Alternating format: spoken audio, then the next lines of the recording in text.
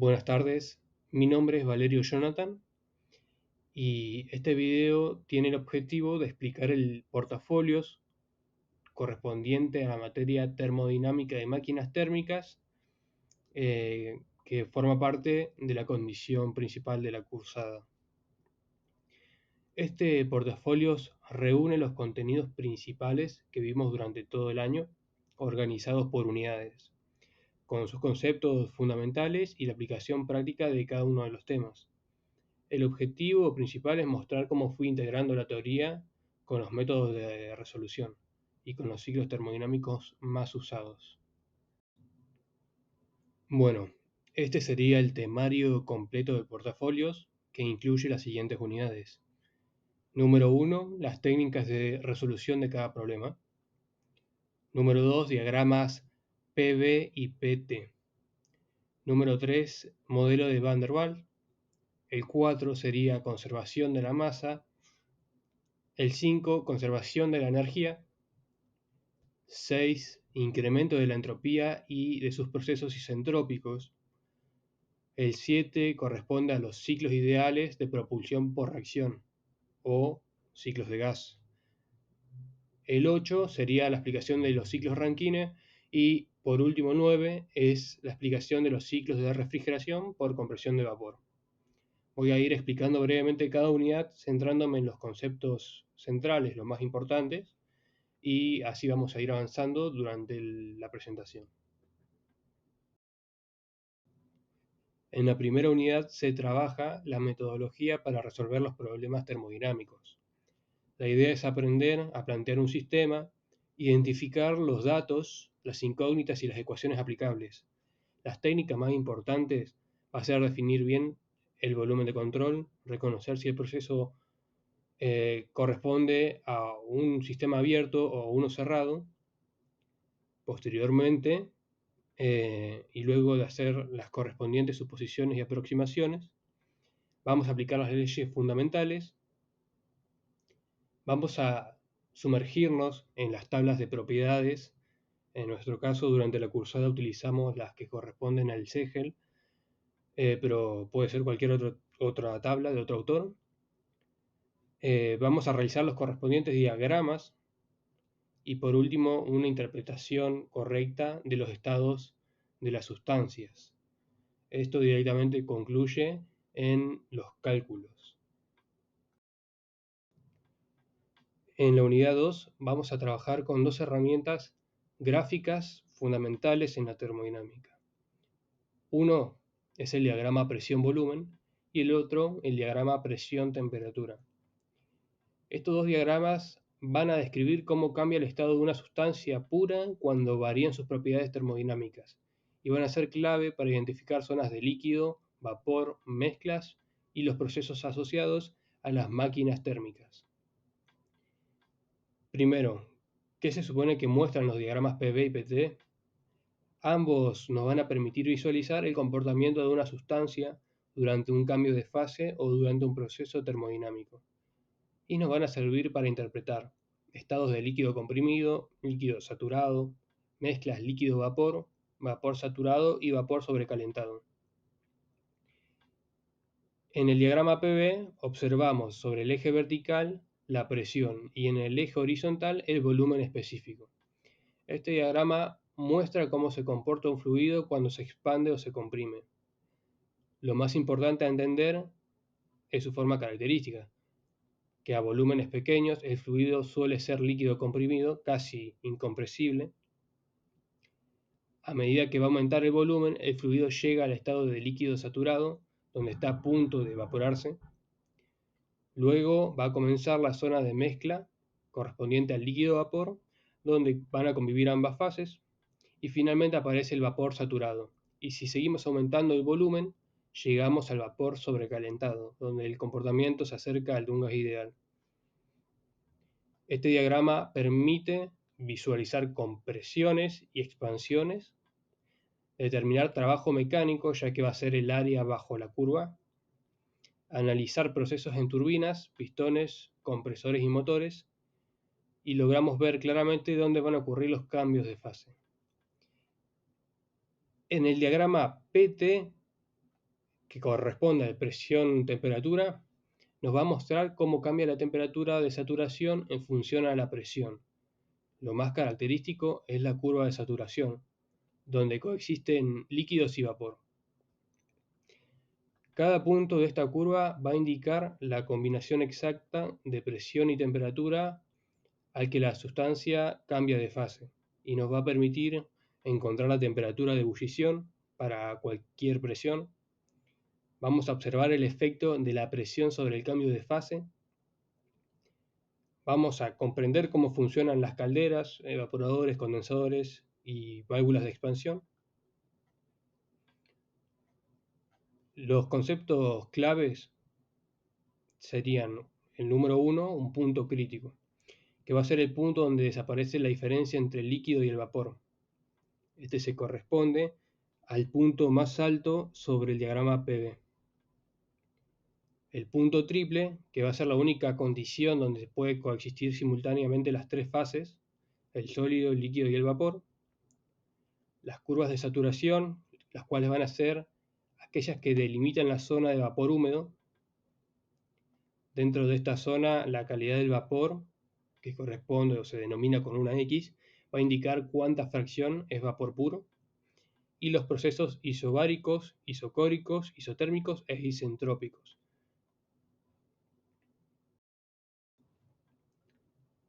El modelo de Van der Waals es una ecuación de estado que mejora la ley del gas ideal cuando trabajamos con gases reales, especialmente a presiones altas o cerca de la saturación. El gas ideal falla porque supone que las moléculas no van a ocupar un espacio y que no interactúan entre ellas, cosa que no es cierta. En pantalla se puede ver el modelo de la ecuación de Van der Waals. Ahora tenemos dos nuevos términos correspondientes a A y B que van a corregir la idealización. El factor B va a corregir el volumen propio de las moléculas, por eso se va a restar ambas B, y el modelo A va a corregir la fuerza de atracción entre las moléculas, por eso se ve dentro de la suma. Gracias a estas dos correcciones, esta ecuación describe mejor el comportamiento de un gas real, como puede ser el dióxido de carbono, un vapor de agua y otros gases sometidos a compresión o temperaturas cercanas a la condensación. En este punto se introduce la primera ley básica para los sistemas abiertos, que corresponde a la conservación de la masa. La ecuación de continuidad nos dice que la masa total que entra menos la masa total que sale va a ser igual a la acumulación o desacumulación de masa. Básicamente, el sistema debe equilibrarse. Esta ecuación se aplica a turbinas, compresores, ductos, intercambiadores de calor y cualquier tipo de proceso que trabaje con flujo continuo. Va a ser una herramienta esencial para analizar los equipos industriales. En el principio de conservación de la energía, llegamos a ver la primera ley de la termodinámica aplicada a sistemas abiertos. La ecuación de energía nos va a permitir relacionar trabajo-calor y variaciones de energía interna, cinética y potencial. Esta va a ser la base para analizar turbinas, compresores, calderas, toberas, difusores y hasta bombas. Y saber plantear el balance energético va a ser fundamental para cualquier cálculo de rendimiento y potencia. El concepto es similar al anterior, al de la conservación de la masa, y podemos ver en pantalla las ecuaciones principales. Durante la unidad 6 vemos la teoría del incremento de la entropía y los procesos isentrópicos. Acá entra en juego la segunda ley de la termodinámica. Vemos que la entropía nos permite medir cuál irreversible es un proceso. Un proceso isentrópico corresponde a uno ideal, sin pérdidas. En máquinas como turbinas y compresores lo vamos a usar como referencia para comparar el rendimiento real contra el ideal. Esta unidad destaca porque la entropía crece en procesos reales y como ese crecimiento nos llega a afectar en la eficiencia de los ciclos. Vemos su ecuación correspondiente a la entropía generada, que va a ser igual a la variación total de entropía, es decir, la entropía del sistema más la entropía de los alrededores. Si la entropía generada en un sistema es mayor a cero, se trata de un proceso irreversible. Cuando la entropía generada sea igual a cero, el proceso será reversible. Nos queda un tercer caso, que es cuando la entropía es menor a cero, y eso directamente es un proceso imposible. En esta diapositiva vamos a mostrar el ciclo ideal de un motor a reacción, representando en un diagrama de entalpía contra entropía, o diagrama HS. Vamos a observar que el gráfico cambia la energía y la irreversibilidad en cada etapa del ciclo. El proceso comienza con la admisión, donde el aire entra y se desacelera. Después pasa a una etapa de compresión, donde va a aumentar la presión y la entalpía mediante un proceso casi isentrópico. Posterior entra a una cámara de combustión, donde se va a agregar calor al aire. Esto va a aumentar mucho la entalpía y también la entropía debido a la combustión. Ese aire caliente y a alta energía va a entrar a la turbina, que se va a expandir y entrega el trabajo para mover el compresor.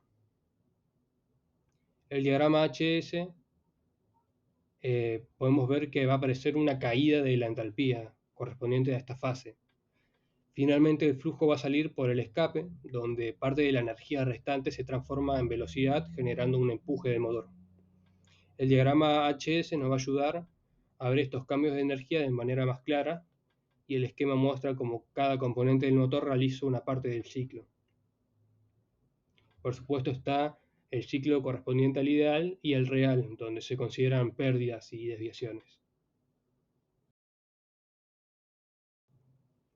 El ciclo Rankine va a ser la base de las centrales termoeléctricas que producen electricidad a través del vapor de agua.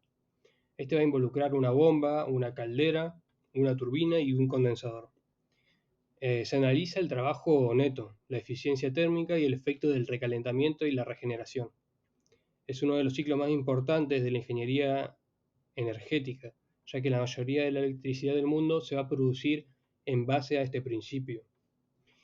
Podemos ver su correspondiente diagrama TS y vemos cada una de sus etapas. En la etapa 1, 2 va a corresponder a la compresión isentrópica de la bomba. Luego del 2-3 se habla sobre la adición del calor a una presión constante de la caldera.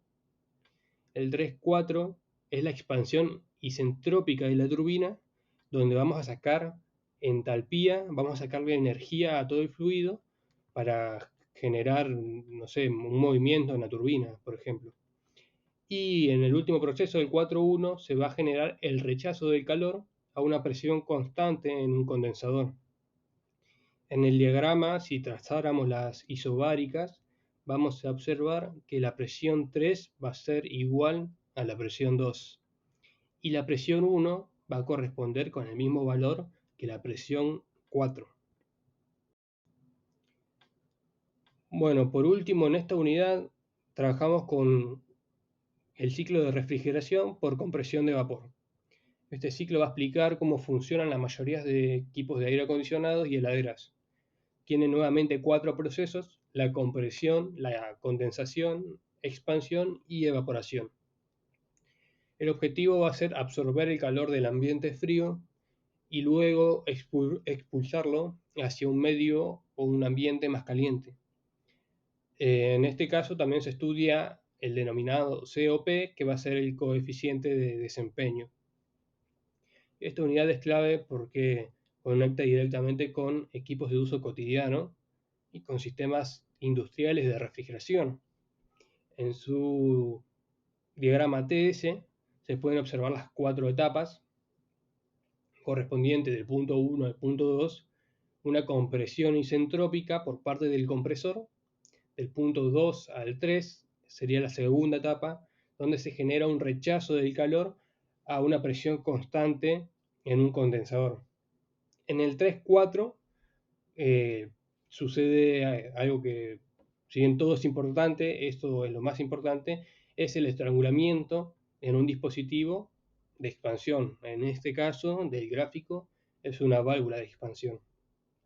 Un cambio abrupto en su presión va a generar que varíe también abruptamente su temperatura. Y por último, entre el punto 4 y 1 tenemos la cuarta etapa, en el cual hablamos de una absorción del calor a presión constante en un evaporador. Por último, me gustaría agregar dos conceptos importantes dentro de las aplicaciones modernas de la termodinámica, que son los ciclos combinados y la refrigeración en cascada. Un ciclo combinado básicamente es utilizar dos ciclos térmicos conectados, normalmente un ciclo de gas y un ciclo Rankine. El calor que sale del gas generalmente ronda los 500, 540 grados, que todavía va a contener mucha energía. Se va a aprovechar para generar vapor y mover una turbina de vapor. Esto nos va a permitir obtener eficiencias mucho más altas que las de un solo ciclo, y por eso es muy utilizado en centrales eléctricas modernas. El tema con los ciclos combinados es que no se suele ver más de 2 o 3 ciclos juntos, puesto que deja de ser eficiente, y además es un costo monetario enorme. Por otro lado, tenemos la refrigeración en cascada, que va a consistir en usar más de un ciclo de refrigeración conectados en serie, cada uno trabajando con un refrigerante distinto.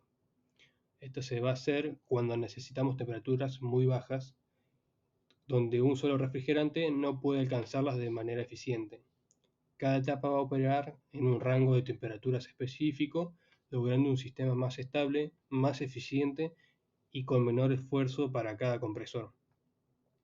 Ambos conceptos comparten la misma idea, es dividir el proceso en etapas para mejorar el rendimiento general y así lograr temperaturas o eficiencias que serían imposibles con un único ciclo. Esto sería todo correspondiente al portafolio de termodinámica. Y bueno, gracias por escuchar.